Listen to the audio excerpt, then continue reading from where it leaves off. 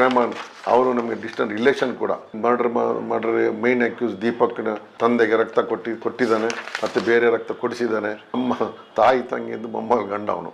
ದಕ್ಷಿಣ ಕನ್ನಡ ಜಿಲ್ಲೆಯಲ್ಲಿ ಹಾಗೂ ನಗರದಲ್ಲಿ ಈ ಅವ್ಯವಹಾರಗಳು, ಅದು ಸ್ಯಾಂಡು ಅಷ್ಟೇ, ಕ್ಲಬ್ ಇರ್ಬೋದು, ಮಸಾಜ್ ಪಾರ್ಲರ್ ಇರ್ಬೋದು, ಇನ್ನೊಂದಿರ್ಬೋದು, ಈ ಹಣ ಇಲ್ಲಿಗಲ್ ಮನಿ ಬರುತ್ತಲ್ಲ, ಅದು ಇದಕ್ಕೊಂದು ಕಾರಣ. ಇಂಟರ್ವ್ಯೂ ಬಂದು ನಾನು ಬೆಂಗಳೂರು ನೋಡೇ ಇಲ್ಲ ಅಲ್ಲಿ ತನಕ.